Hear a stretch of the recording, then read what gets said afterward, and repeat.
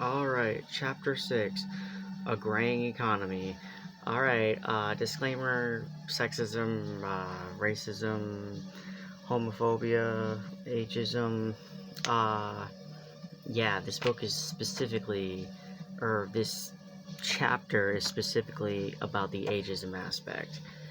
Which, again, whether or not it's true, it's pretty fucked up that our system like works along these lines, so despite whatever like actual like reality of the situation that were just used for cogs and what we would rather have out of our system as opposed to what's there, anyways.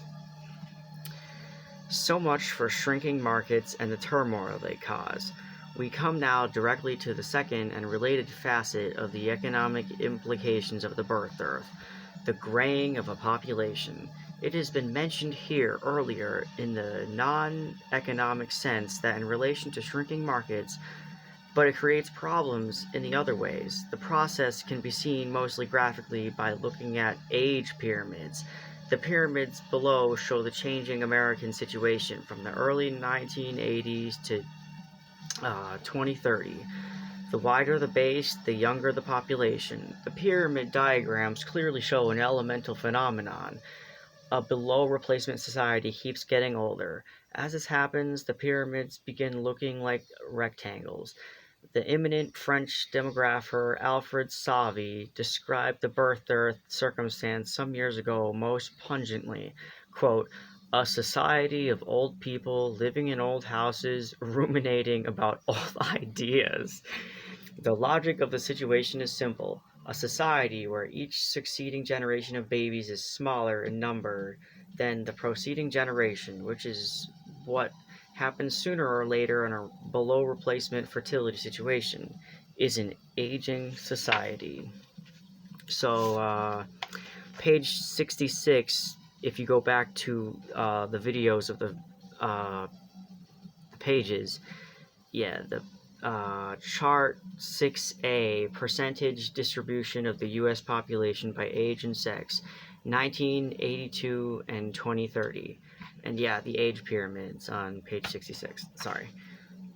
Source, U.S. Census Bureau projections, middle series.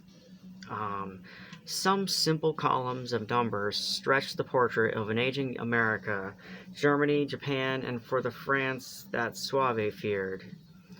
Estimates and projections of median age based on assumption of low fertility for the United States, France, Federal Republic of Germany, and Japan, 1970 to 2025. Okay. You can see this, on page 67. Note, our source, United Nations 1986, World Population Prospects, Estimates, and Projection as assessed in 1984.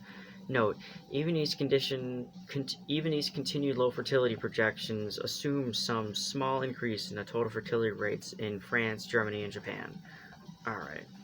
What are the economics consequences of an aging population? Save might have expanded his remark about a society growing ever more elderly. Quote, more people living in old houses ruminating about old ideas, to which we could have added, and, quote, and waging political warfare with younger people about who pays the bills for older people's pensions. As much as I have criticized old people before, like, I'm sure we all have, like, when it comes to, like, the older generation just trying to keep everything anachronistic and not letting information, like, flow. That does happen a little bit, but I don't think it's inherent to old people. Though the concept of nostalgia, like, I don't know, I feel like nostalgia is, like, it takes over everybody at such a small level, so we all want and we love the old times that we used to have, and so there's this juvenoia a little bit. Michael Stevens talks about this, Vsauce, so I thought that was an interesting video.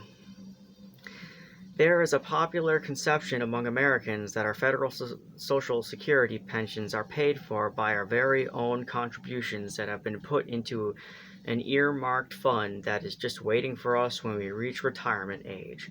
Wrong. That is not how government pay-as-you-go Social Security programs typically work. Let this be understood clearly. Typically, we don't put money into the Social Security program for our pensions. We put in babies. Thus, as a rule, most of our money doesn't pay for our own pensions with our dollars. It pays for our parents' pensions and our grandparents' pensions. But who will pay for our pensions if we don't have children, or more precisely, if we as a population have ever fewer children? That is the right question to ask, particularly if you are a baby boomer adult age 22 to 42 in 1987, looking at small Dearth size cohorts coming up behind you. Unfortunately, nice answers are in short supply in the modern world of the birth dearth. The changing age pyramids of the coming years mean this. In 1985, there were 145 million people of working age in the United States. To pay Social Security taxes were 29 million elderly. That's a ratio of 5 producers for 1 retiree. But in 2035, as the baby boomers retire and the baby busters fill the labor force, the ratio will be only 2.5 producer to 1 retiree. Oh, sorry, just checking the time. Those data are from the Social Security Administration, SSA, middle assumptions. Now, this author has been a rough, long admirer and booster of Social Security. I remain that. But it must be said that those middle assumptions by SSA are deeply flawed from a demographic standpoint. The TFR projection of the SSA rises magically to 2.0 within a couple of decades, despite the fact that we have been steadily at 1.8 for almost 15 years, and despite the fact that most demographers feel that if the TFR is going to move, it will move down, not up. Moreover, the life expectancy rates in the SSA model projection move up much less rapidly than most demographers assume. And every time you read a newspaper story about new drugs to block cholesterol buildup, SSA life expectancy projections look even worse. Accordingly, one would be advised to also look at the SSA low series from a 1.6 TFR by the year 2010 for a perhaps more likely projection of dependency ratios, or at least as a projection to pull down the inflated middle series one somewhat. In such a case, the assumption of the ratio of working age population to elderly from 5 to 1 today to 4 to 1 in 2010 to 3 to 1 in 2020 and 2 to 1 in 2035 rather than the 2 to 1/2 to 1 cited from the earlier SSA projection. In 1945, the ratio was 7 to 1/2 to 1. What to do? Sooner or later, under a 1.8 TFR or a 1.6 TFR, Social Security goes broke unless something changes. The obvious answers are unpleasant. Benefits can be cut for the elderly, that's not very popular among the elderly, or taxes can be raised for the workers, that's not very popular among workers. How would you like to run for office on a raise taxes, cut benefits platform? Puffed up projection assumptions are not new at SSA. Thus, the middle series of Social Security projection are kept at 2.1 children per woman rate for many years after the rate had already fallen to the 1.8 level. There are a variety of ways to do this, but they still all have the effect of cutting benefits or raising taxes. Examples: delay retirement age. Tax Social Security income, increase the levels, but not at the rates at which taxes are due on Social Security. So when I read that the first time, I was blown away, and we still see like the retirement age being increased, and yeah, if you look at this Hong Kong video where there's just like Hong Kong elderly people being cramped into tiny, little homes, basically. It's almost like a camp, but, you know, it's not inherently, like, supposed to be seen like that. But I feel like America would resort to that, just push its elderly into this one place. I mean, we kind of do that with retirement homes to some level, like, but I don't want to be doomer about the origin of retirement homes, if that even is a thing. Alright. In part, this gave the House Senate saved Social Security panel of 1982 much easier numbers to work in order to solve the Social Security problem. If the current 1.8 rate should hold, it raises the Social Security payout over receipts by about $80 billion per year in the next century, when compared to a 2.1 rate. It doesn't take long to extrapolate various fertility differentials in shortfalls amounting to many trillions of dollars. Some numbers will be offered in a moment. In short, because of the birth dearth, Social Security will be a big problem in the coming year, in years to come. There are big arguments about Social Security projections, and that they yield positions ranging from sanguine to desperate, with remedies, if and as needed, either draconian/immediately or moderate/later. But if one ratchets Suave's statement just one more legitimate turn, the future comes out this way. Old people living in old homes, ruminating about old ideas and waging political warfare about who pays the bills for people's pensions and medical care. Today, the Medicare system of trust fund is kept separate from the Social Security trust fund. So I don't know if it's still like that today. I didn't do research on the connection of Social Security and Medicare, but supposedly back right in the 80s, it was kept separate or whatever. It currently provides hospital care for 30 million Americans. That fund will clearly be roughly depleted by the late 1990s. That is tomorrow. I imagine we dealt with this by now. Where will the money come from? The talk in Washington is that the Social Security Trust Fund will be combined with the Medicare Trust Fund. On the surface, it figures the Social Security Fund will get fat in the 1990s while the boomers are still working.